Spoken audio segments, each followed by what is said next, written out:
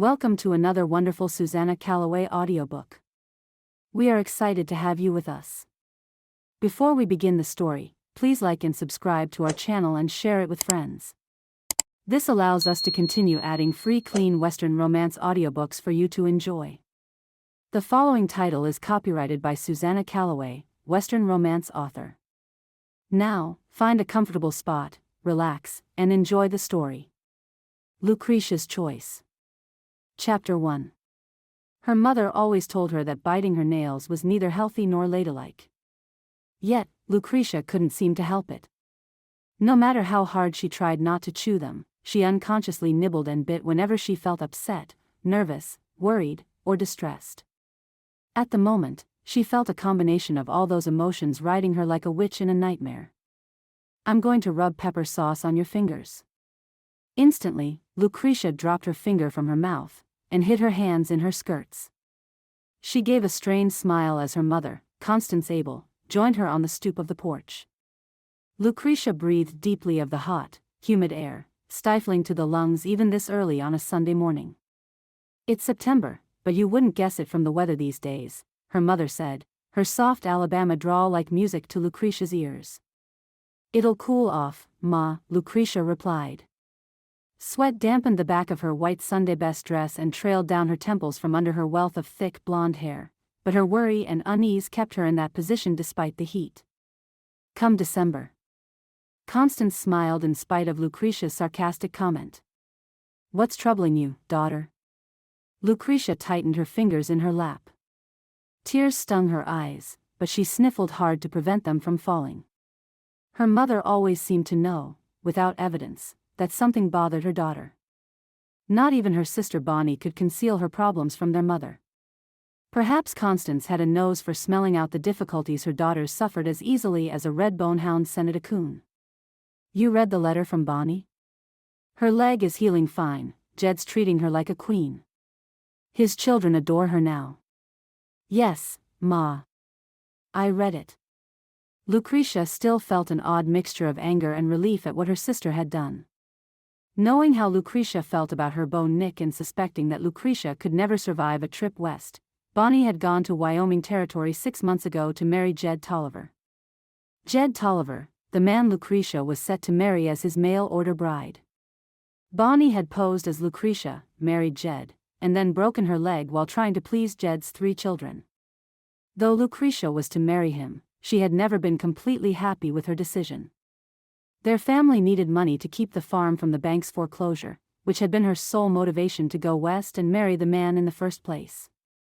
But Bonnie had put it upon herself to save both her sister and the farm. And she had accomplished it, which still nagged at Lucretia. The money Jed sent had indeed paid off her parents' mortgage, and Lucretia now had no further need to risk her life by traveling west. "So, what's wrong? Aren't you happy for your sister?" her mother asked, her gaze sharp. Lucretia glanced at her mother, then back down at her shoes. "Of course, I am. You know why she did it, Luce. It may not have been exactly right, her taking your place. But you could be dead now. A trip west takes an awful toll on a body. I'm strong enough to take a stage to Wyoming. She shouldn't have done it." Lucretia stared out at the fields with their cows grazing contentedly on the lush grass.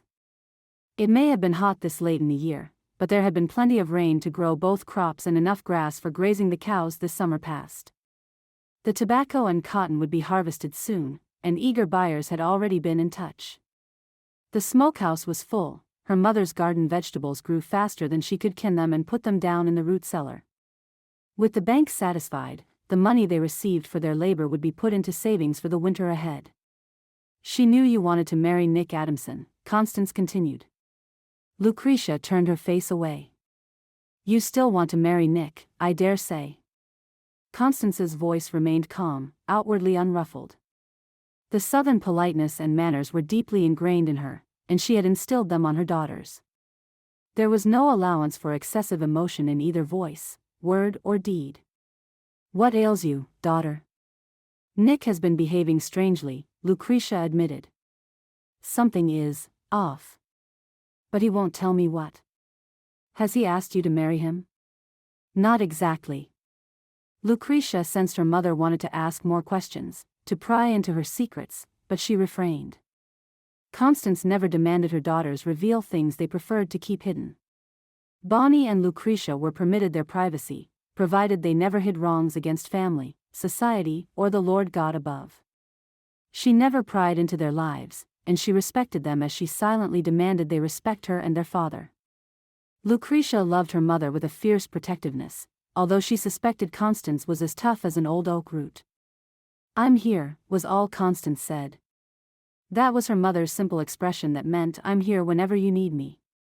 Lucretia might have spilled all her fears, doubts, and worries right then and there had she not spotted Nick walking up the dusty dirt road toward their farm. Constance shaded her eyes with her hand, although there was little need for it. The sun rode over the eastern horizon and the porch stoop faced west. "He's here to walk you to service, then?" "Yes, Ma."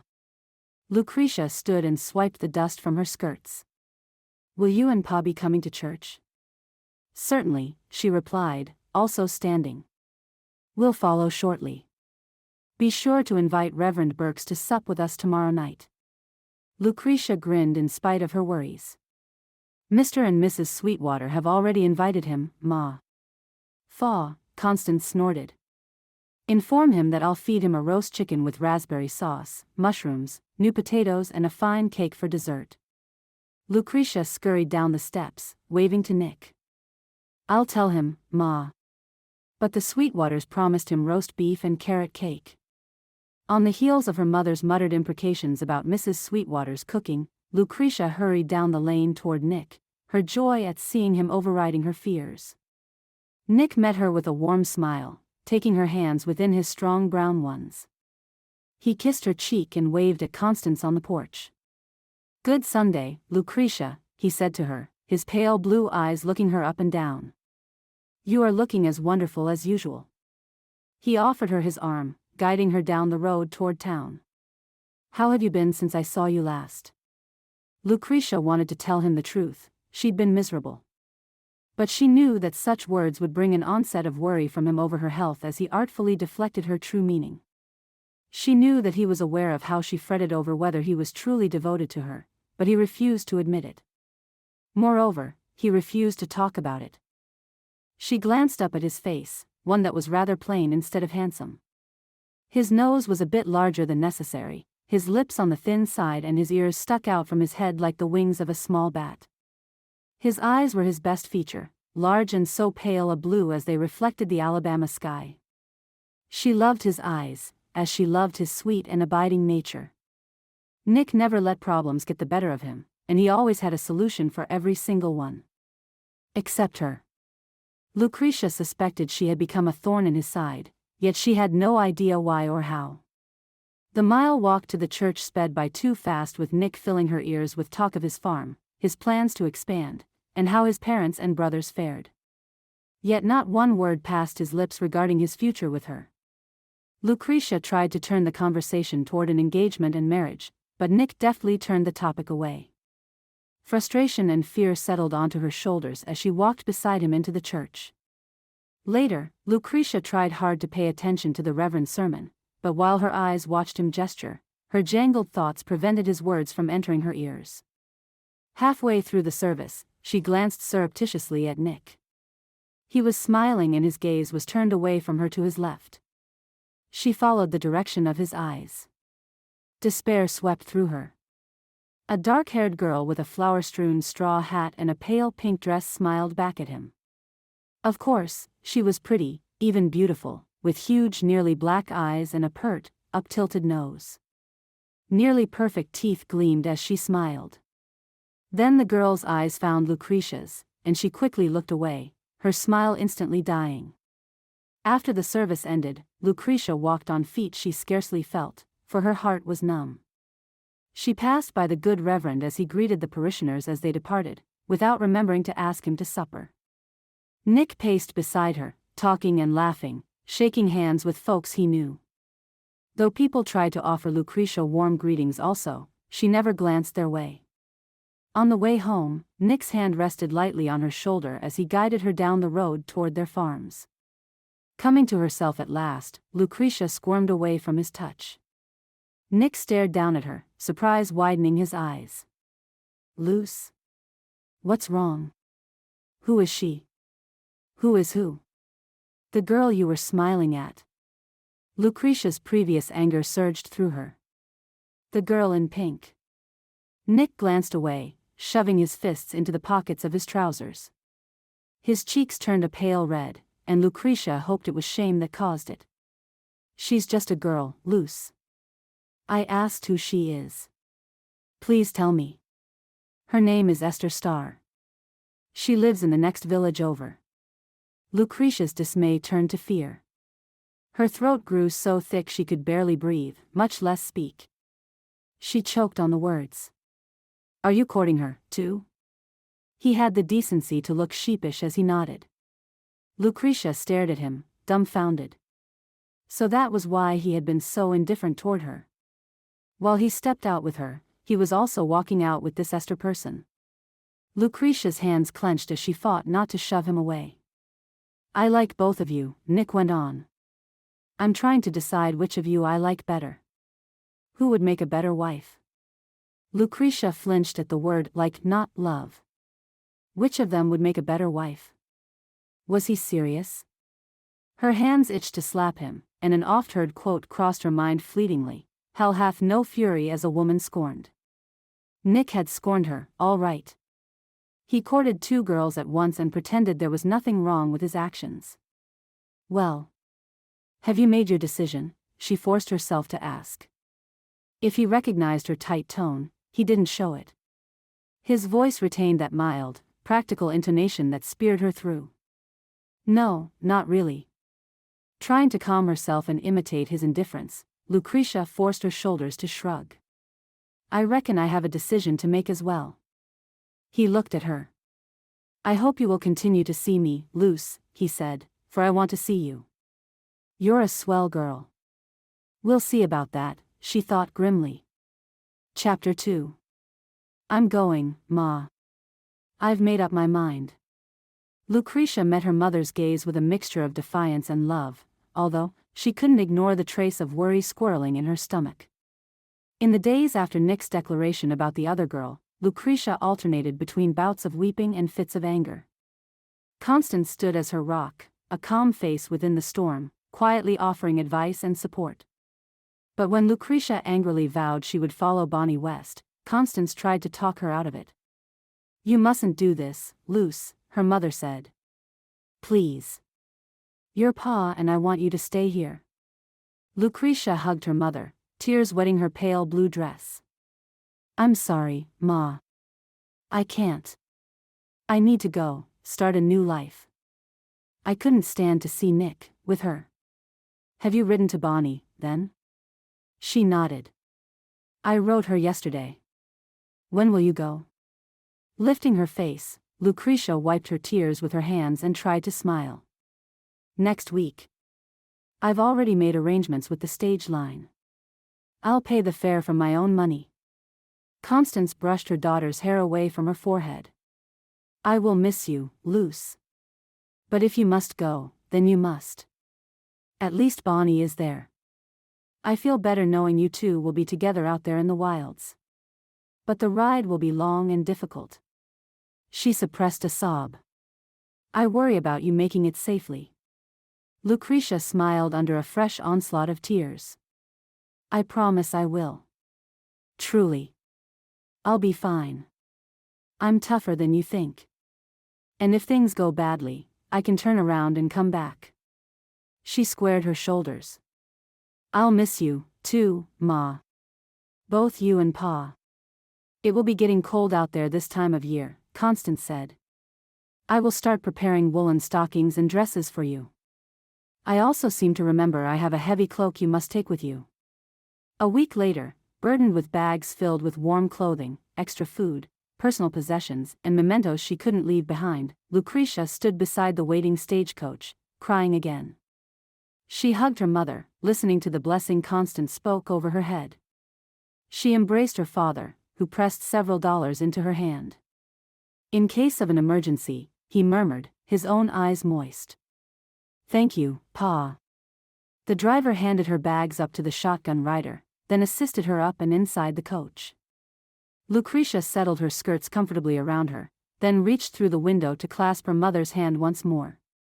"I love you," she said as the driver climbed to his high seat and cracked his whip. The snorting horses broke into a swift trot, carrying her away from the only home she ever knew. Hanging out the window, she watched her parents fade into the distance before they vanished entirely from her sight. By the third day of travel, Lucretia heartily wished she had taken her parents' advice and remained at home. She had never known such discomfort. She waited for her heartache over Nick's defection to fade, promising herself that she'd find a new man who could love her as Nick never would.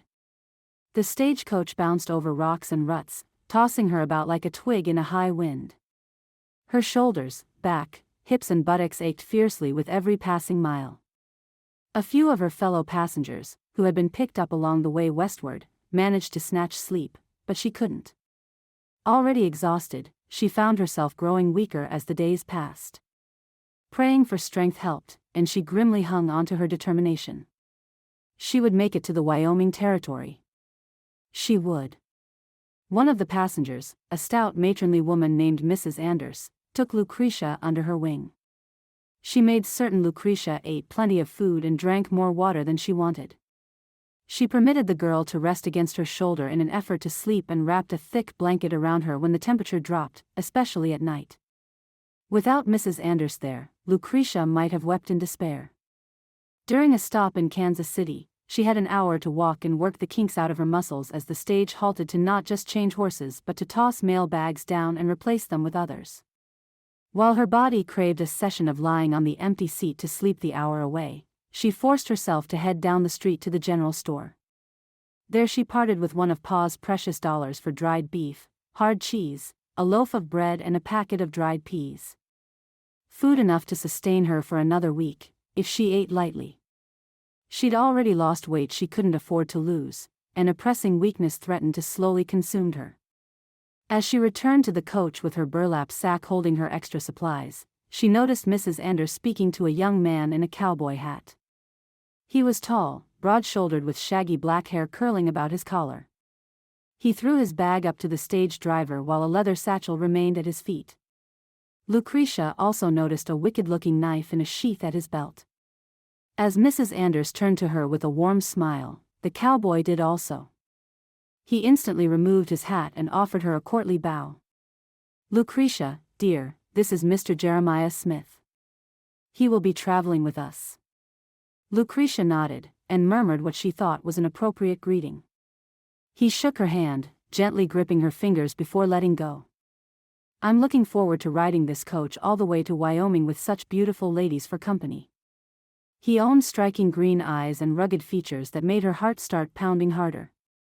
His voice held a southern accent she couldn't quite identify, but she suspected that he hailed from Kentucky. He was far more handsome than Nick could ever hope to be, but her heart had not yet healed enough to dwell on it. "Why, I am going to Lincoln," Mrs. Anderson said. "That's in Nebraska, dear. After my poor husband passed away, God rest his soul, my daughters in Lincoln insisted I move there to be with them. I sold everything and now am on my way." She eyed Lucretia with a firm stare.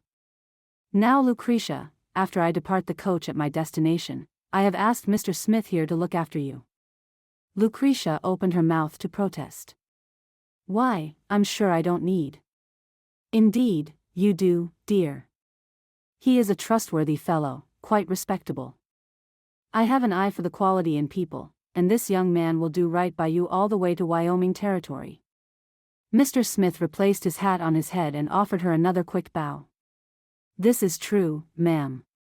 I'll see to it you get to your sister's place if I have to drag the coach myself." "Come now," Mrs. Anders said.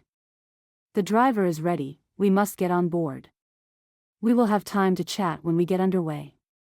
Mr. Smith handed both of them up into the coach as the remaining 3 passengers, all men, climbed up after them.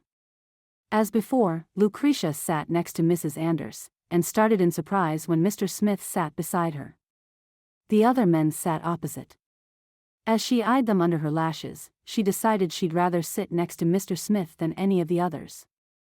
The men greeted the two women with respect, and Mrs. Anders stared at them impassively. Lucretia suddenly wished Mrs. Anders was staying on board all the way to Wyoming. Chapter 3. The days and nights passed slowly.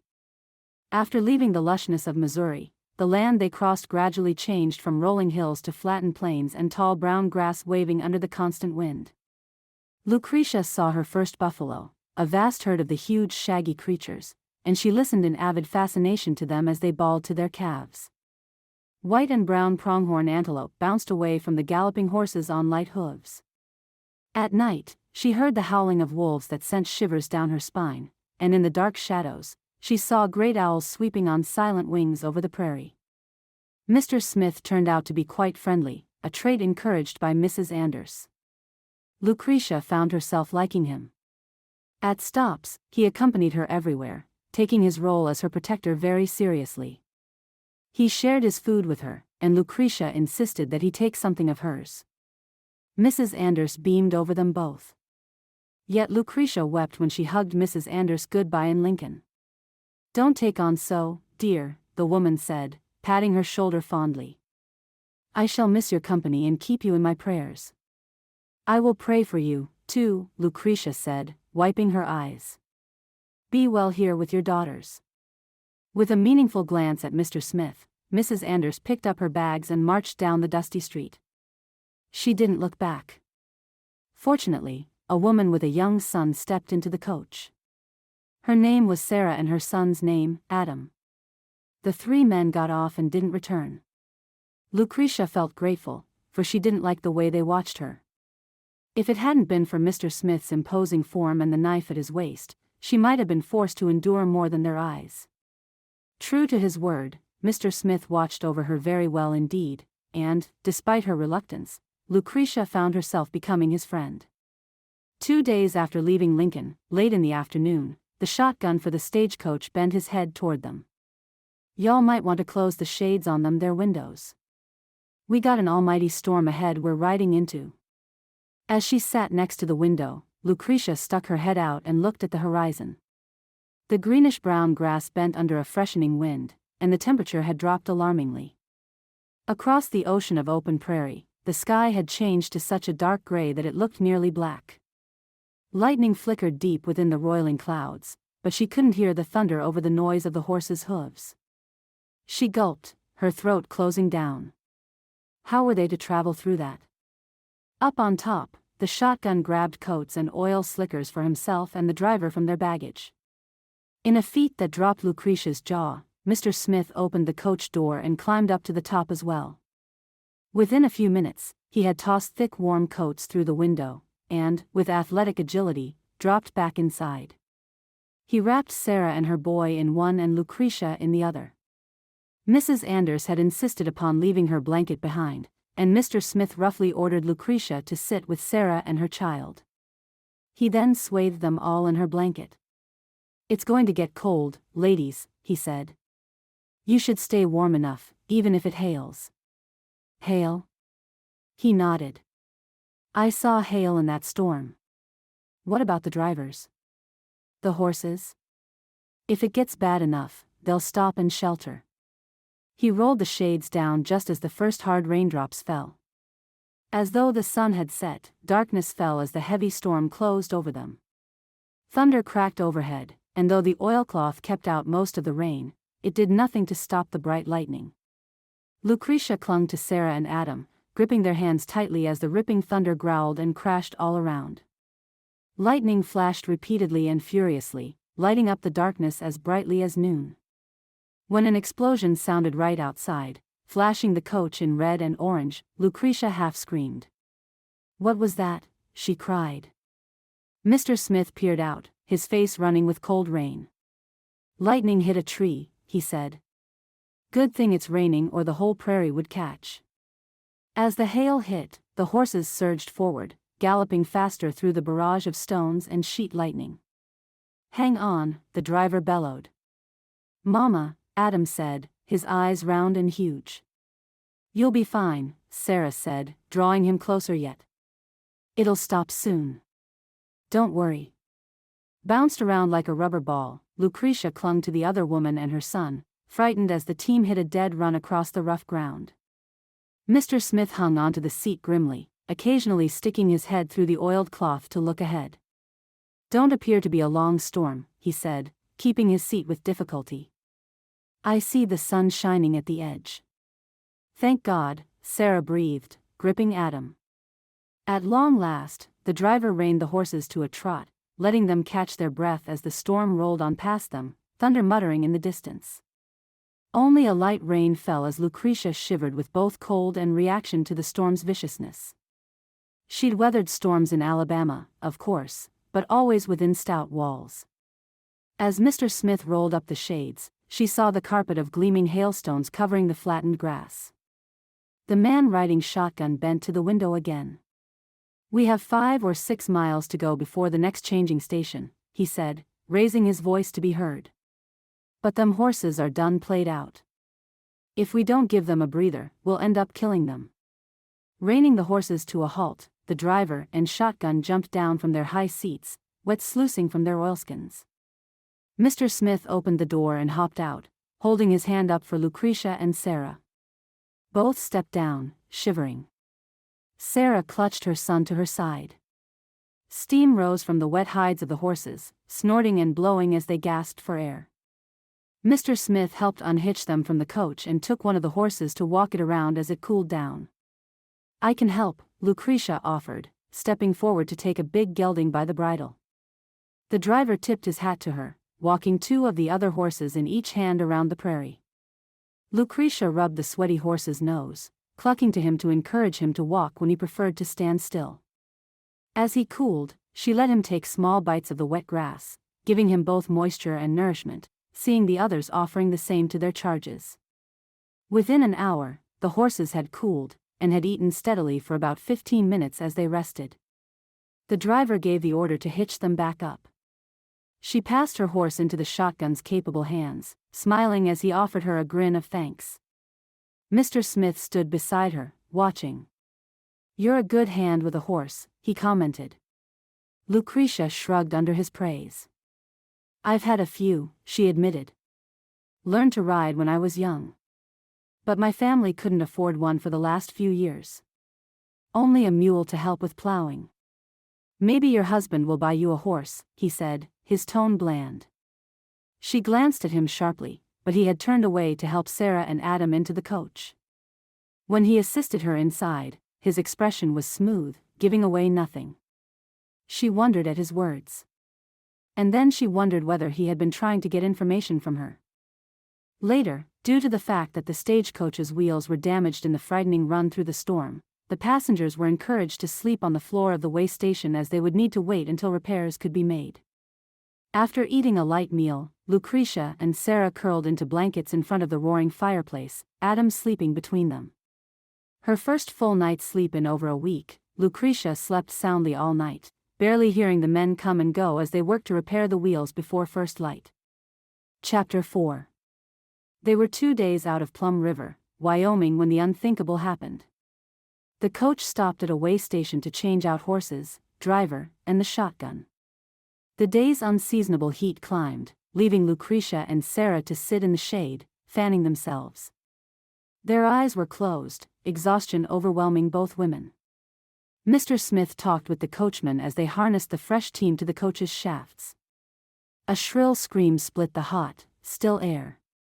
Lucretia and Sarah sat up straight. Sarah immediately searched for her son. "Adam?" Mr. Smith and the men ran past the wooden station toward the source of the screams. "Adam!" Sarah cried. Sarah raced after the men. Lucretia clutched her skirts as she bolted behind her companion. As she grew closer, climbing a small hill, she froze as the men stopped and stared downward in shock.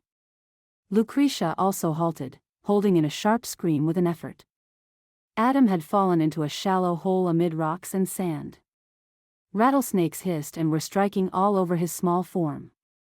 Dark dots pitted the pale flesh of his face and arms, and Lucretia had no doubt more were concealed under his clothing. Already he had lapsed into unconsciousness, his body convulsing as the venom entered his bloodstream. Sarah launched herself into the hole, shrieking like a mad woman. She flung snakes every which way, receiving bites and strikes from the rattlers she couldn't catch. Her shrill screams filled the air as she fought to save her son. Mr. Smith and the station master lunged to grab her, but they missed. Frantic, they and the driver dropped to their bellies and continued to reach for her. Seizing her by her clothes, they dragged her back, up and away from the slithering reptiles. As she came up, she held the small body of her dying son in her hands. Screaming and weeping, she crushed her son to her chest, unaware that her panic and racing heart sped the venom through her body more quickly. The men laid her down in the shade of a tree. Lucretia knew Adam was close to death, and Sarah likely not far behind. Unable to halt her tears of fear and grief, Lucretia dropped to her knees beside the dying woman's body. Sarah still held Adam's body until one of the men gently tried to pry him from her but gave up.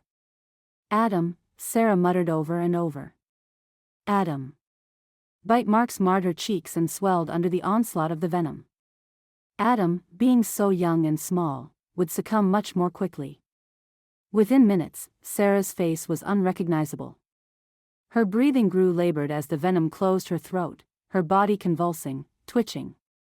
But she tried to open her eyes. "Luce?" "Sarah," Lucretia said, brushing hair from the woman's brow. "I'm here, Sarah." "Adam." "He's here. He's right here with you." Though the words choked her, she uttered them, hoping to give Sarah some comfort. Sarah likely had only hours to live, if that, and Lucretia wanted the last words she heard to be of comfort. "God rest you, Sarah," Lucretia said, her voice hoarse. "Adam will be there with you, my friend." Unbelievably, Sarah tried to smile through grossly swollen lips. "God be with you, Luce." It took another excruciating hour for Sarah to die, and she never let go of her son's dead body. But finally, she was gone. Her blue eyes stared past Lucretia's shoulder but saw nothing. Lucretia sobbed her grief against Sarah's shoulder, mourning the senseless deaths of two people. Why? She wanted to scream to the heavens. Why would God permit this to happen? Out of respect, the stagecoach had waited for Sarah's death. Lucretia might have lain there weeping for hours had Mr. Smith not lifted her gently by the arm to stand her on her feet. He held her close against his chest as her sobs continued, her body shaking with grief. Lucretia had never seen anyone die before. Not from old age, disease, or violence. Her shock at the rapid deaths of Sarah and Adam, from snakes no less, shook her to her very core.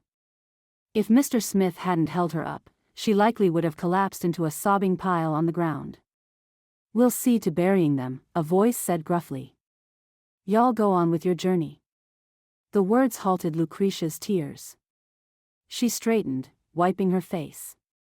"I will see them into the ground." Though the men tried to dissuade her and continue their journey, Lucretia stood, immovable. "We will delay our trip longer.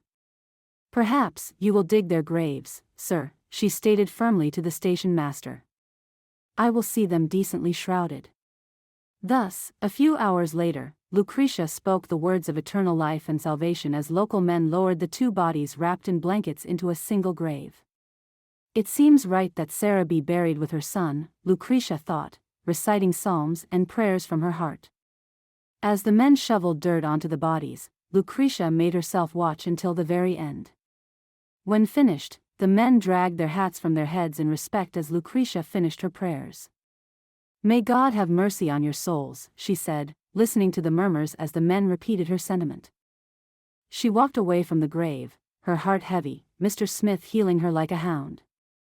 He didn't speak much through the entire ordeal, but she felt his support emanating from him in waves.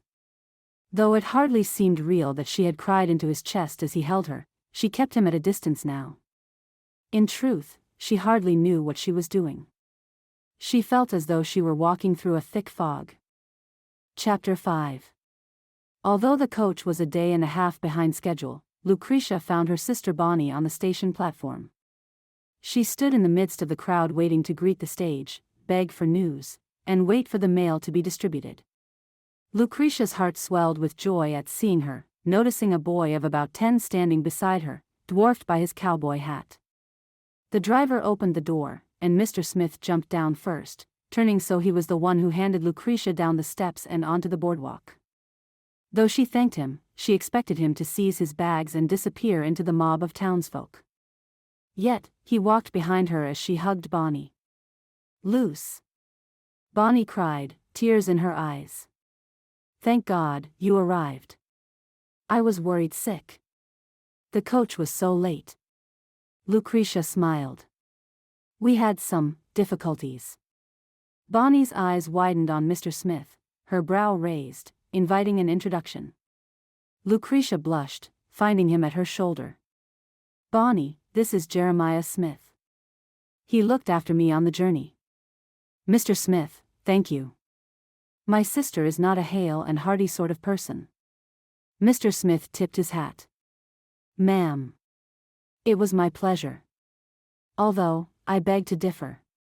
She seems to have an iron will." Bonnie looked momentarily confused but then turned to the boy beside her, placing her hand on his shoulder.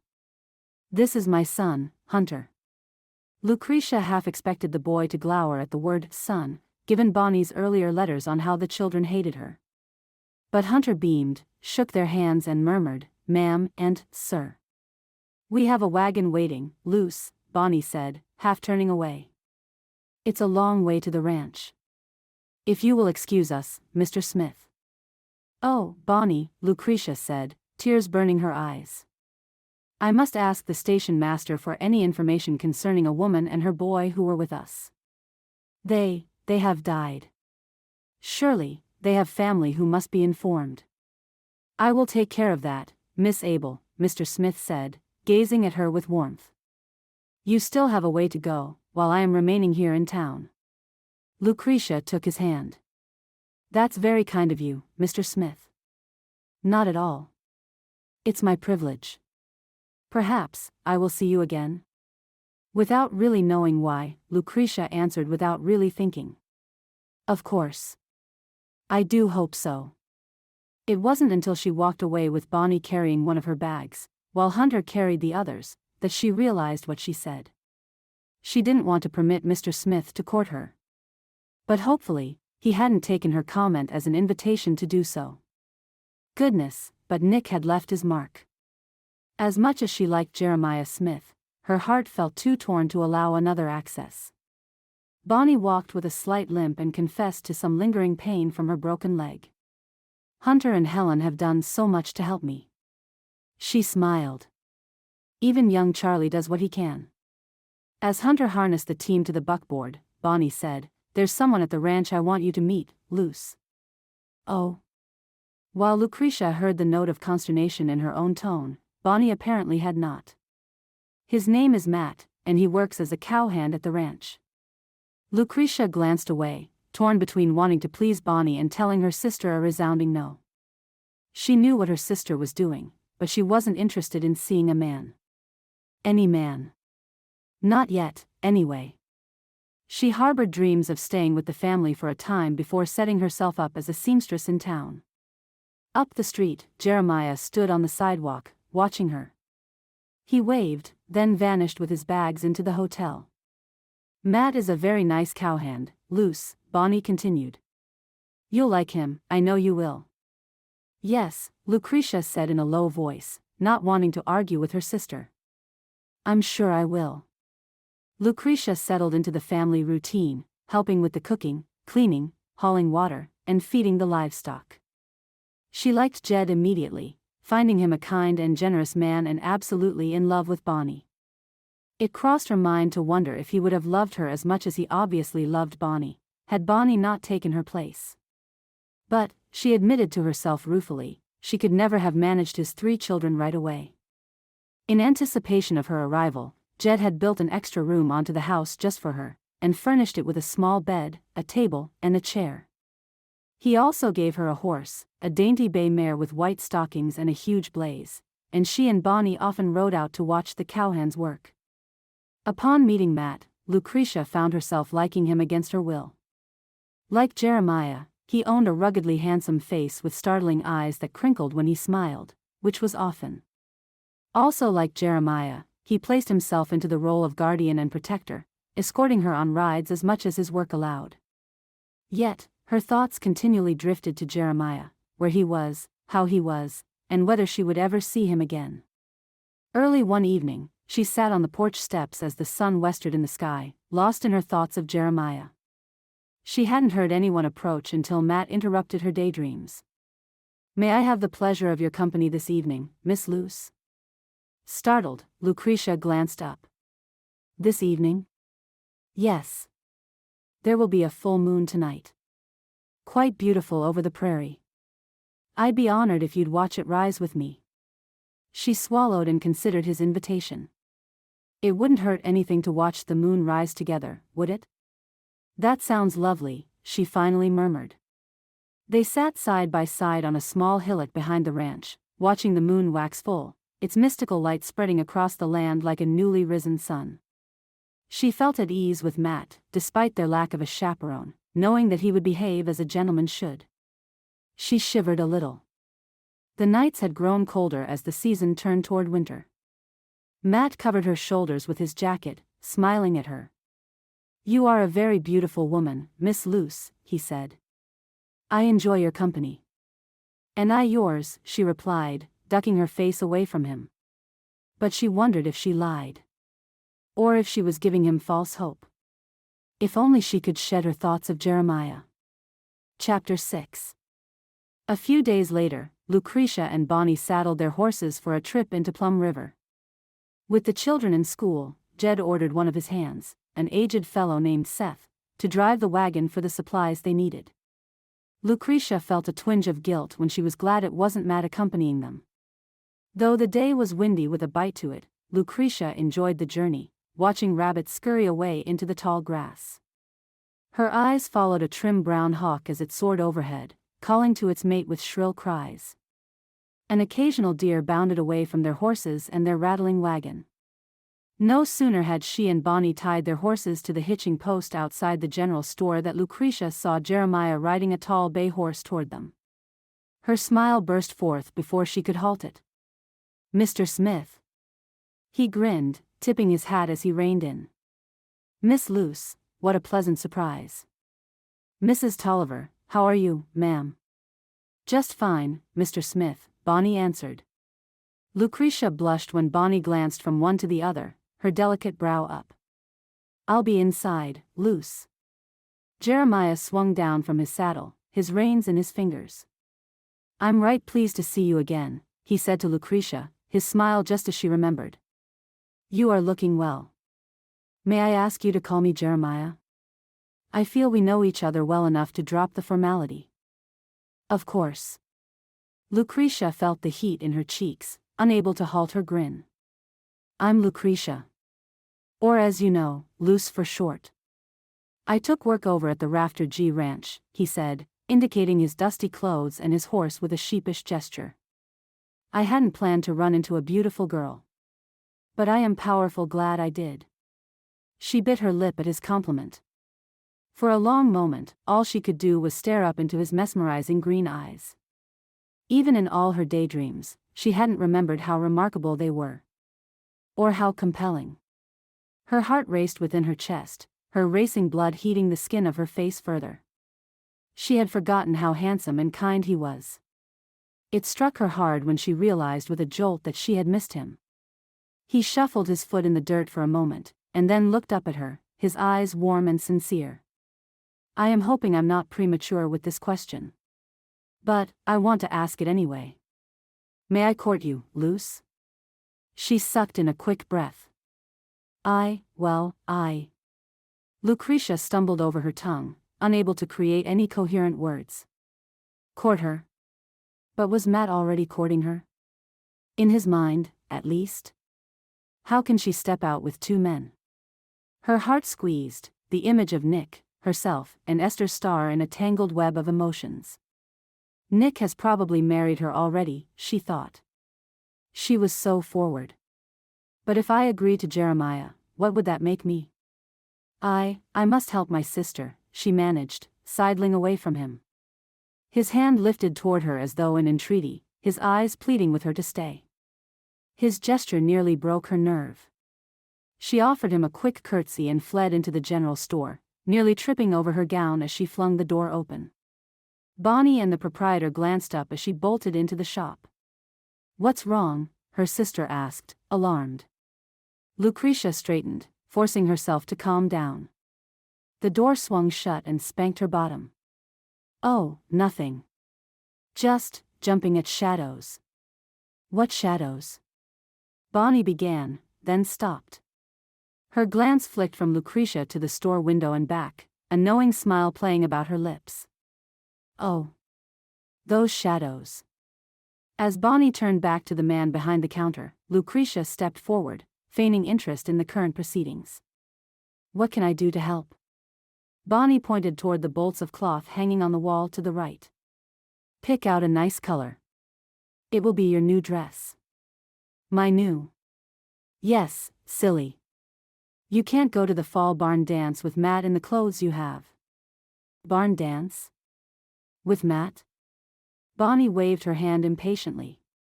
"Go. Shoo." Obediently, Lucretia walked to the rows of cloth, her face and mind numb. A public dance with Matt. No doubt Jeremiah would be there as well and would see her with another man. What would he do? What should she do?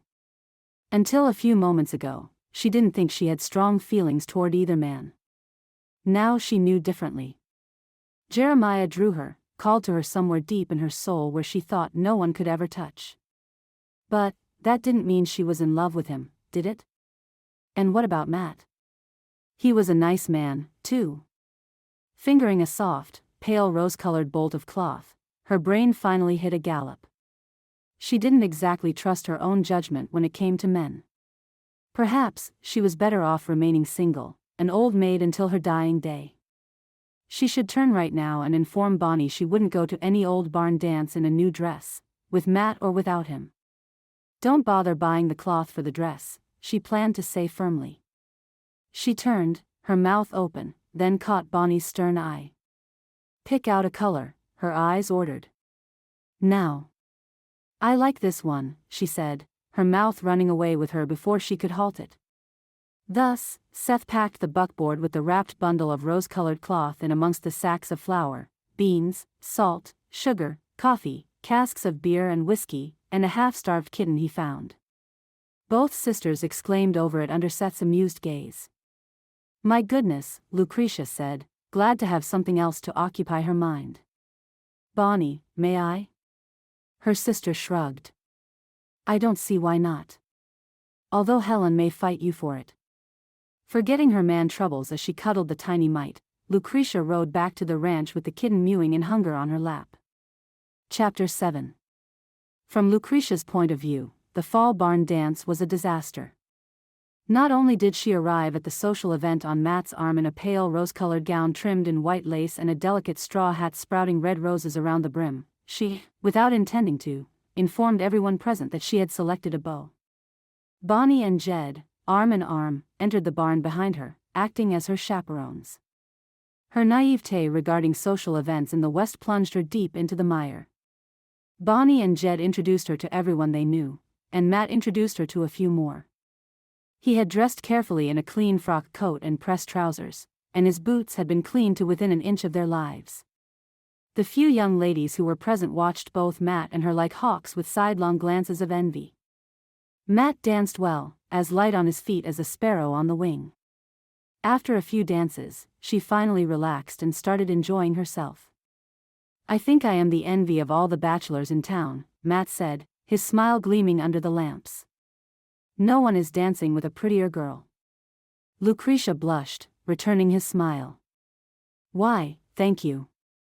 I think I can compete with you there, son." Jed danced nearby with Bonnie, his stormy gray eyes lit with love and laughter. "I do believe my girl is every bit as pretty as yours." Bonnie and Lucretia laughed together, and for a time Lucretia forgot her concerns, forgot that she felt torn between two men, until she saw Jeremiah enter the barn. She stumbled over Matt's feet and tried to apologize. Her heart galloped in her chest.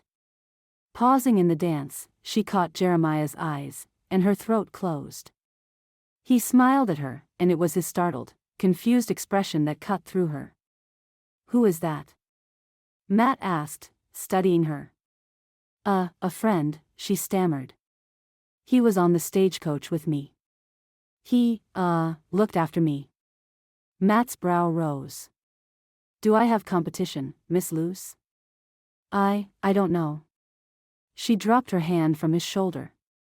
"Please excuse me." Dodging the dancers, Lucretia made her way toward Jeremiah. He took off his hat as she approached, his smile cautious. His emerald green eyes gazed at her, filled with longing. "Jeremiah," she began, not knowing what she should say. Suddenly she felt like a fool. Why had she come over to him anyway? "I didn't mean to disrupt your dance, Luce," he said. "I reckon he's the reason you ran away from me the other day. Will you be marrying that young man?" Why did he have to be so frank? "I'm not ready to marry anybody," she said, blushing and glancing away. "I like him. But I also like you." 3 isn't a particularly favorable number, he said, not taking his eyes from her. "Is it serious between you?" I don't really know. My sister introduced me to him. He works at Bar T." Jeremiah glanced at Matt, standing by the wall and watching them outright. A young lady nearby fluttered her eyelashes at Matt, clearly hoping to garner his attention. Jeremiah gave Lucretia a slow smile. "Then, if it's not serious, I reckon I still have a chance." "A chance?" "Like I said the other day, I would still like the opportunity to court you, if you would permit me." I don't know what to say," she said, tears rising. She felt ridiculous. What did she mean she didn't know what to say? She liked Jeremiah. Liked him a lot. His expression grew serious. "I'm not trying to confuse you, Luce." "I'm sorry." "I know you aren't." She turned to leave, wishing she hadn't gone over there in the first place. Stepping back, she escaped his hand that reached for her, and darted out into the darkness. Toward the livery stable she ran, wanting only to hide from everyone, from the staring eyes, but mainly, from Jeremiah and Matt. What was wrong with her anyway? Rushing into the big barn, she tripped over a pile of loose wood and a wagon wheel, before falling into a pile of straw. The image of Jeremiah's eyes and the yearning in them pained her, bringing a wave of fresh tears. She hadn't meant to flee like that. She'd made a huge mess of things. Couldn't she let any man get close to her heart? Was this still a result of Nick's behavior all those months ago? But Lucretia knew instinctively that she could love Jeremiah if she dared let herself. Her thoughts turned to Matt as her sobs shrank to sniffles. She liked him, but if she tried to imagine herself married to him, it wouldn't come. She simply couldn't see herself marrying him, bearing his children. At the same time, a picture of Jeremiah slid inside her mind, laughing with her, kissing her, holding her close at night. She sighed deeply, drinking in the vision. Could she trust him not to hurt her? "Luce?" Bonnie's voice called softly as she walked into the barn. Jed held a lantern high over her shoulder. "I'm here," Lucretia answered, getting to her feet. She knew she must look a sight, tear-swollen face, straw in her hair and all over her nice new dress. She brushed as much of it away as she could. Her sister and brother-in-law walked toward her. Concern filled both of their expressions, and Bonnie immediately embraced her. "Let's go home, sweetheart," she said, stroking her hand down Lucretia's back. "We'll talk about it tomorrow, all right?" Nodding and trying to smile, Lucretia followed them outside to the hitched team and the buckboard wagon. She was glad the darkness hid both her face and herself from the 2 men who wanted to court her. She felt embarrassed and a bit ashamed of herself, wondering if her reaction was out of proportion to the circumstances. Chapter 8. The kitten, whom Lucretia named Bright Eyes, lapped greedily from a saucer of milk, and Lucretia stroked her striped gray and brown back, trying to avoid Bonnie's eyes. "I'm so sorry, Bonnie," she whispered. "Nonsense," Bonnie snorted. "You have nothing to be sorry about. Had I known of your fondness for Jeremiah, I would never have had you step out with Matt. But I'm confused." I don't know what to do. Bonnie's hand settled on her shoulder, rubbing gently. They sat on the bed in Lucretia's room with the kitten between them. Neither Jed nor Bonnie made any objection to the tiny cat living in the house, although there were barn cats aplenty outside. Bright Eyes slept in Lucretia's room and was fed table scraps and leftover milk that would grow bad if not used. After a few days of food and care, the tiny animal already had grown a big belly and sleek tabby fur. She attached herself to Lucretia with a fierceness that surprised everyone. Helen and Charlie were enchanted and now wanted their own kittens. What are you confused about? Bonnie asked. Lucretia half shrugged, unwilling to speak of the pain Nick's defection had caused her. Yet, she owed her sister some explanation. Reluctantly, she spilled it all to Bonnie, tears streaming down her cheeks as her sister listened with rapt attention. "Oh, dear," Bonnie said, then grew quiet for a long moment. Lucretia wiped her cheeks and nose on her handkerchief, still petting Bright Eyes. The kitten, done with her meal, washed her face and ears, then settled into Lucretia's lap for a nap. Lucretia waited for Bonnie's verdict. When her sister remained silent for a long while, she peered into Bonnie's face. "Bonnie?" Bonnie gave a start. "Oh. Sorry, Luce. I was just thinking. Now I understand what has been bothering you. I feared it was a remaining jealousy because I nipped Jed out from under you." Lucretia waved her hand. "That's silly. Now that I see you together, I feel you are the better match for him. Much better than I could ever have been. I'm glad to hear that. Now I'm going to say something that you may not want to hear. But you must listen to me." Lucretia held her breath, her anxiety rising. She braced herself, expecting a tirade. In the past, Bonnie had sometimes set herself upon her high horse and refused to dismount. "Get over it. Make your choice." Lucretia's jaw dropped. "What? You heard me. You're almost 17 now, a grown woman. What Nick did was inexcusable, and you got hurt. I'm sorry for that. But it's time to grow up, Luce. You're not a little girl anymore. You can't cry over spilt milk. Pull yourself together and stop sniveling over the past. Nick doesn't deserve your tears. And now you have two fine men to choose from." "Oh." At first, Lucretia felt anger. How dare Bonnie dismiss her pain and anguish as though they weren't important? She wasn't a child, crying over a broken toy. Nick had wounded her deeply, and she had a right to feel hurt. And her confusion over her present situation was valid. But as she considered her sister's words, her anger began to wobble. Though Bonnie's words were unwelcome, Lucretia's eyes began to open. She saw what she had been doing to herself. Bonnie was right. She had been behaving like a child. She had allowed a man who most certainly had forgotten her existence the moment she left town, to still affect her. Why had she come all the way west? Partially to run away, certainly. But she couldn't run away from herself, she realized. Perhaps, she had also run toward something. Something good in her life and her future. She breathed a deep sigh and smiled at Bonnie. "You're right. Thank you for pointing that out." Bonnie wrapped her arms around her, waking the kitten, and planted a kiss on Lucretia's cheek. "Now that you're finished mooning over that idiot back home, it's time for you to decide which man to marry." Lucretia straightened. "I don't want to choose. I don't want to disappoint either." Bonnie stood up. "I'm sorry, but that's one thing I can't help you with, sister.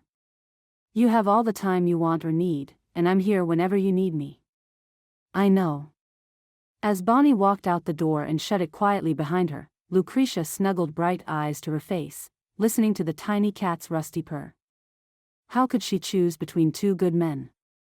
Both would make excellent husbands, both would treat her well, and both would love her. Both were working cowhands, both were searching for their own futures as ranch owners, both were likely wanting to marry her. If she chose Jeremiah, Matt would be hurt. But that was the way she was leaning. Chapter 9. On a fine fall day, Lucretia saddled her mare, now named Lady, to ride into town. Bonnie didn't feel well and remained at home in bed. With the children in school, and her chores finished, Lucretia felt the need to ride out alone and think. She also thought to purchase an elixir for Bonnie from the doctor with the coins in her pocket. While Bonnie denied needing one, Lucretia insisted on going. She hadn't seen Matt since the night of the dance, though she half hoped he'd come looking for her. She wanted to apologize for her behavior that night. And as she liked him, she didn't like the way things had been left. She also hoped to hear from Jeremiah. Yet, given her frayed emotions, she thought it best, for the time being, to refrain from seeing either man. For now, anyway. Until she could sort out which of them she liked better. She began riding and her spirits immediately rose. The day felt so pleasant, and the sun shone brightly with just a hint of coolness that heralded the approach of winter. Lady walked quietly with a jaunty step, occasionally snorting, her ears flicking back and forth.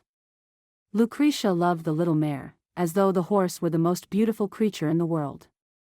She gazed at the countryside around her, in awe of its magnificent and wild splendor. She rode for perhaps 2 hours, less than half the distance to town, when, up ahead, a dust cloud rose. What on earth could that be? As the day wasn't windy, it couldn't be dirt kicked up by a stiff fall breeze. It puzzled her until she caught the sound of cattle bawling. Cowboys moving a herd, she thought. A natural cow horse. Lady perked her ears, raised her head, and whinnied. While the horse didn't break into a trot, she did walk faster. Within minutes, horses loped out of the swirling cloud. A pair of cowboys rode toward her. Lucretia reined in and waited as they came closer, then sucked in her breath. One of the riders was Jeremiah. Shocked at seeing him there, it hardly registered how her heart soared at the sight of him. "Luce," he called. "Is everything all right?" The pair halted their mounts on either side of her, both of them eyeing her. They removed their hats and held them against their chests. "Why yes, Jeremiah," she said, unable to stop smiling. "I'm on my way to town." "What are you doing here?" "Just moving the herd to a fresh pasture." Lucretia glanced around. "Is this the Rafter G cattle?" The other cowboy grinned. "Yes, ma'am. I'm Robert Gerard. My father owns the ranch." "Pleased to meet you, Mr. Gerard. I'm Lucretia Abel. My brother-in-law owns the Bartee." "The pleasure is mine, ma'am. And I know your brother-in-law well. As long as you are fine, I must get back to the herd. Don't need them wandering off." Placing his hat back on his head, he reined his horse and galloped away, vanishing into the dust. Lucretia blushed as she remembered she owed Jeremiah an apology also. About the night of the dance. "I must apologize." "You aren't beholden, Luce," he said. Once more, the yearning in his luminous green eyes tore at her heart. "It's not for me to put pressure on you. You're not. It's just that I feel, well, it's all so awkward. And terribly unfair to you. To both of you. If you love him, just tell me. I'll not bother you again." While his voice held no strain, she heard the anguish in it, the same pain she saw in his eyes. It was her fault for having put it there. "I don't love him, Jeremiah," she whispered. "But I don't. I don't think I love you, either. I didn't expect you would, Luce." "We don't know each other that well," he said calmly, but his green eyes grew distant. "May I escort you down the road?" Unable to trust her voice, she nodded. Walking their horses side by side, Jeremiah didn't speak. On the far side of the cattle and the dust, he tipped his hat to her and rode back the way he had come. In a state of utter misery, Lucretia finished her trek to town, bought the elixir, and rode back toward home. If that wasn't bad enough, Matt awaited her at the barn as she trotted Lady up the lane. Her heart, still wilting from her encounter with Jeremiah earlier that day, cringed at the sight of him. Yes, she owed him an apology, too, her honor demanded it, but couldn't it wait until after she'd eaten and slept? The sun dropped behind the western horizon, setting the prairie afire with lustrous red and gold hues. Lucretia felt more than tired, wanting only food and her bed. Matt looped Lady's reins around his arm as he handed her down from the saddle, his hat in his hand. "I'll unsaddle her for you, Miss Luce," he said. "I reckon you are plumb beat." "I am, Matt, thank you." Lucretia hesitated as he replaced his hat, his blue eyes shining in the glow of the setting sun. "Matt, I need to apologize for the other night." "No need, ma'am," he said, his tone easy. "If I didn't have competition, I wouldn't appreciate the woman you are. The woman I hope to marry, by the by." Not knowing what to say to that, Lucretia turned away to dig the elixir from her saddlebag. Taking the bottle, she half-heartedly smiled up into his face before lifting the edge of her skirts to hurry into the house. "Good night," she called behind her. "Good night, Luce." She recognized the lack of a miss in front of her name for what it was. The familiarity between two people.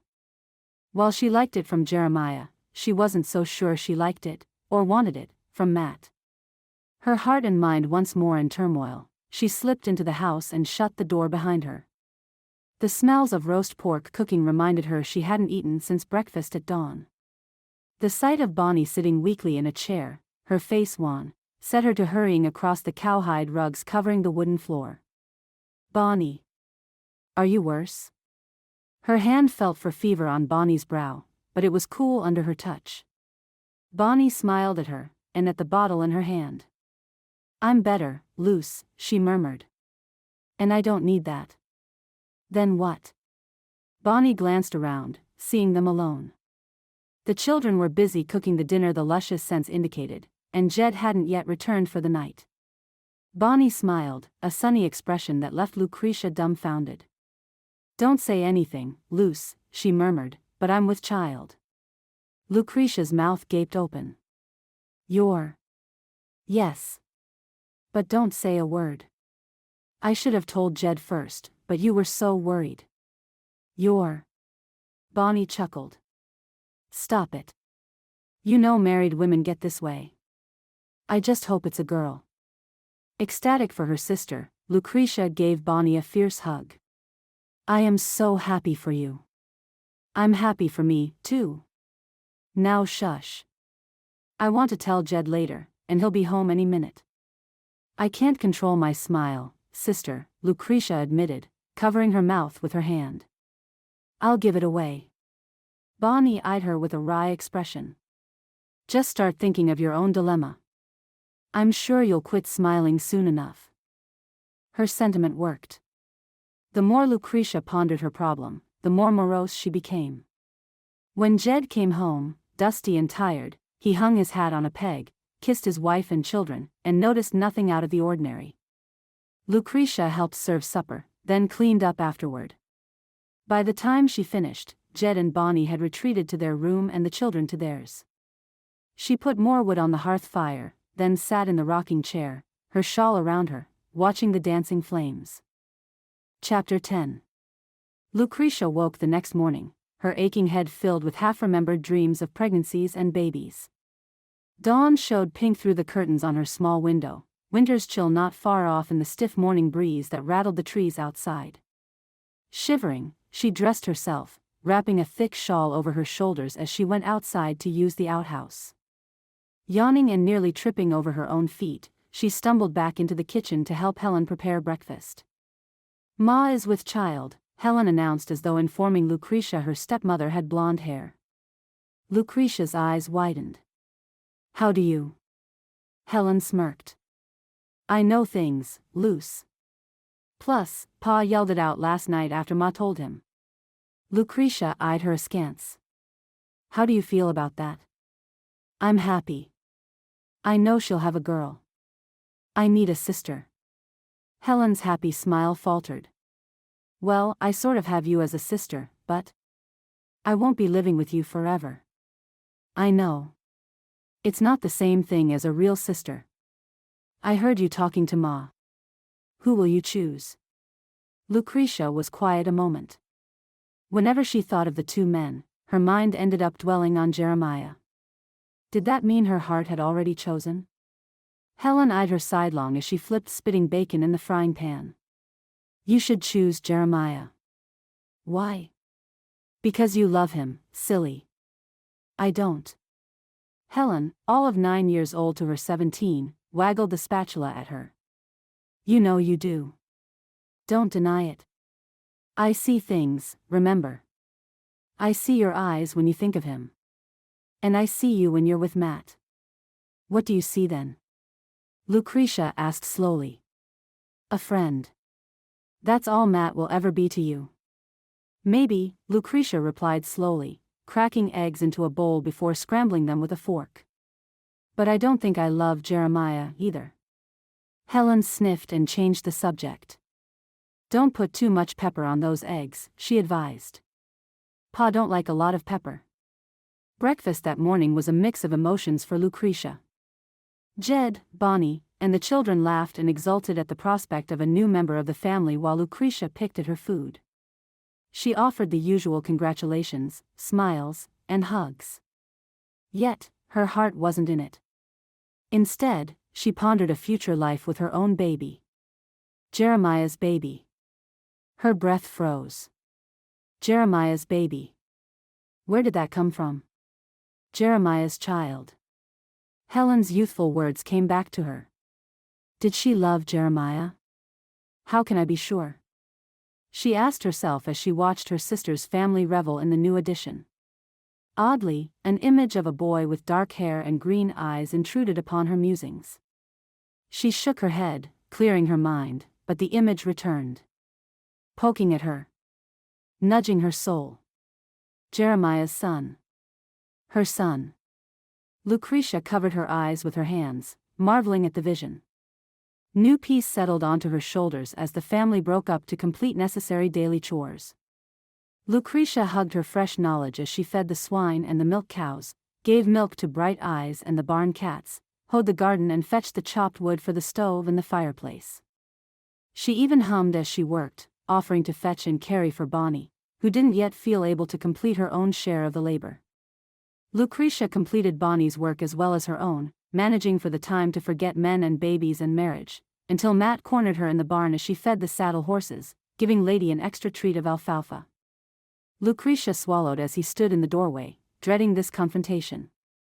What are you doing here? She asked, her heart beating a wild tattoo in her chest. You scared the daylights out of me. He stepped forward, a touch of assumption in the set of his shoulders, in his smile. He swept his hat from his head. My apologies, Luce. I wanted to see you. She went back to shoving hay to the rest of the restless, hungry horses. She wondered what she should say to him, how she should explain her own revelation. Before she could begin, he knelt in the straw. What are you doing? She cried, dread filling her. I'm asking you to marry me. Lucretia froze. Marry him? How could she when she loved another? She needed to tell him. To explain how things really were. Matt gazed up at her, his heart in his blue eyes. I know I can't afford a ring right now, Luce, but I will put one on your finger. If you'll have me. Lucretia backed up until the wooden beams of the stall stopped her. A horse nuzzled her shoulder before returning to its meal. She scented fresh grass and hay on its breath, felt its heat on her blouse. I can't. I'm sorry. Matt's blue gaze intensified. Why not? Because I've just realized recently. I love Jeremiah. The words from her own mouth astounded her as well as Matt. She loved Jeremiah. It had to be true because it had slipped from her mouth with no effort at all. Perhaps, she had always loved him. Only her foolish fears of being hurt prevented her from seeing the truth within herself. She had made her choice long ago but had never admitted it. Couldn't admit it. I'm sorry, Matt, she said, truly regretting hurting him. Honestly, I am. He rose from his knee and settled his hat on his head. His eyes gazed down like chips of blue ice. You should have told me sooner. He retreated into the late afternoon sunlight. For a moment, she felt despondent, but then her mind circled back around to Jeremiah. Lucretia remembered the hard as emeralds glance Jeremiah had given her when she declared she didn't love him. Oh, dear, she thought, now frantic. What have I done? Would he hate her now? She knew she must tell him, and right away. She must see him tonight, or it might be too late. She chastised her urgency, knowing that tomorrow would be much easier, but something deep inside wouldn't let her rest. She had to see him that day. Seizing her blanket and saddle, she threw both onto Lady's back. The flashy mare eyed her sidelong but sighed down her nose. Lucretia rubbed the horse's neck as the mare opened her mouth for the bit. Leading her from the barn, Lucretia tightened the cinch one more time, then mounted in a single swift move. Luce. Bonnie stood on the house's porch. Where are you going?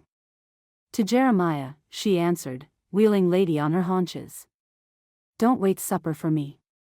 At a swift gallop, Lady carried her down the ranch's lane to the main road that led into town and branched off to other local ranches. If she remembered correctly, Rafter G lay but a few miles down the road. At the headlong charge she set Lady to, she'd reach the ranch gates within a quarter hour. The sun began its western descent over the golden hills of prairie grass when she reined Lady hard right onto the dusty lane leading to the Rafter G ranch. Lucretia leaned over the saddle horn, urging Lady into a greater speed. Darkness dropped in a sudden cloak, obscuring her vision. Night came early these days. Coyotes howled and yapped, calling the pack to the hunt. Only the lights of the ranch and the bunkhouse informed her where to go. Men peeled out of both buildings, lanterns in hand, as they heard the sound of galloping hooves in the night. That sound usually meant only trouble, and rifles bloomed on every arm. Lucretia sharply reined in at the ranch house porch, Lady sliding the last few feet with her haunches tucked. Jeremiah, she gasped. Where is he? Who is that? Robert Gerard Sr. called, his lantern held high. Speak your name. It's Lucretia Abel, sir, she answered, her throat thick. I must speak to Jeremiah Smith immediately.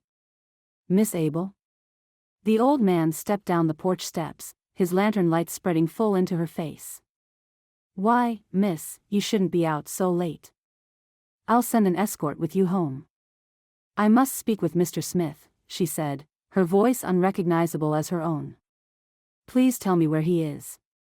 Old man Gerard stared at her, glanced sidelong to Robert at his side, then back at her. He done collected his wages not 30 minutes ago, ma'am. Said he was moving on. Restless, so it were. Lucretia sank back into her saddle. He was gone. She had told him she didn't love him, and now he was gone. Would she never be able to tell him? Which way? She asked. Pardon? Lucretia stiffened in her saddle, her mare dancing. Which way did he go, sir? Toward town, I reckon. The old man spit tobacco and stared at her. Now you, miss, get down off. Lady spun about with a brush of Lucretia's heels and a nudge on the reins. Lucretia kicked her into a dead run and galloped headlong down the lane. She turned right onto the main road, urging Lady to a faster run. While the mare was fresh, she knew she couldn't keep this wicked pace for long. Surely Jeremiah only walked or trotted his mount and was riding a mere mile or so ahead of her. Chapter 11. The moon rose over the eastern horizon, granting her enough light to see by. While Lady saw perfectly well in the dark, Lucretia half worried about wolves. Yet, no wolf could catch Lady at that speed. The mare blew hard, sweat beading on her neck, the odor a sharp salty tang in her nostrils. She knew that if she didn't overtake Jeremiah soon, she'd be forced to slow the horse to a walk to let her catch her breath. A shadow loomed on the road up ahead. Over the pounding of hooves, Lucretia heard the click of a rifle. She reined in so hard, Lady's hindquarters slid under her and along the dirt, her front hooves still moving her forward. Jeremiah, she hollered. It's me. Luce, came his shocked response. She flung herself from the saddle before Lady stopped moving. Jeremiah, dismounted, running to her as he swept his hat from his head. Is something wrong? Are you all right? I don't want you to go, she cried, wanting to lunge into his arms. I have to tell you something. She was close enough to gaze into his face even in the dark. His eyes were shadowed. He half turned from her, as though to go to his horse. There's not much more to say, Luce. You made yourself clear about not loving me. I was wrong. His head swung back to her. What do you mean? I was frightened, Jeremiah, she said. Nick, my old beau back home, hurt me. I was afraid to let you or anyone near. I felt afraid to love again, to trust a man to not hurt me the way Nick did. I'm so sorry. Jeremiah was silent for a long moment. His head was up as he watched the moon glide higher in the sky. In the distance, a coyote yapped. A great owl soared low overhead, perhaps wishing the humans and horses would stop interrupting his hunt. That's a mighty big change, Luce, but I'm headed to town. I think it's best if I move on. I'm sure Matt will make you a great and loving husband. Tears threatened to spill down her cheeks. Her throat closed down. No, he won't, she choked. He asked me to marry him, and I told him no. Why? Because I love you. You love me? Yes. Lucretia turned her face away, rubbing Lady's nose. She knew she needed to be walking the mare to cool her down, but expected the long walk back to the bar tea, alone, would suffice. No doubt she'd already ruined her relationship with Jeremiah, and he would simply say farewell, mount his horse and go. Had she hurt him so badly that he wanted nothing at all to do with her? Or perhaps she'd assumed too much. Perhaps he didn't love her. Tears rolled down her cheeks as she shut her eyes, waiting for the sound of him mounting up, the thud of hooves as he rode away. Instead, a finger slid under her chin and tilted her face up. You love me? He asked, his voice husky. I do, she whispered. I'm so sorry I hurt you. I'm recovering mighty quick. His chuckle sounded like sweet music to her ears. I'm a tough cowboy, you know. You're not going to leave? Depends, he said, his fingers sliding over her tears. On what? Whether or not you'll consent to marry me. And then she did fling herself into his arms. Not caring if it made her forward, Lucretia kissed him on his lips, his cheeks, his nose, laughing and crying at the same time. His arms held her tightly to him, his wide grin gleaming under the moonlight. I will, she said breathlessly. I will marry you. Scooping her up, Jeremiah kissed her soundly on the lips, quieting her laughter. She wrapped her arms around his neck, kissing him back, feeling happiness bubble through her. Jeremiah was hers. She would have the green-eyed, dark-haired boy of her dreams, and a little girl with blonde hair and blue eyes, and the good Lord willing, she would make Jeremiah the happiest man in the world. I expect we should get that mare or yours cooled down, Jeremiah said, setting her in Lady's saddle. The walk back will give us time to plan the wedding. Lucretia sighed. Plan the wedding. When did you decide you loved me? She asked as he swung into his saddle and turned his horse. He rode close beside her, bending across to kiss her again. From the moment I laid eyes on you. The end. Thank you for listening to this heartwarming story by Susannah Calloway. You can be assured that all her books are clean and wholesome. To find other romances by Susannah Calloway, as well as the other authors at Tika House Publishing, visit www.tikahousepublishing.com. Remember to hit like and subscribe, and we will see you in the next Susannah Calloway Western romance.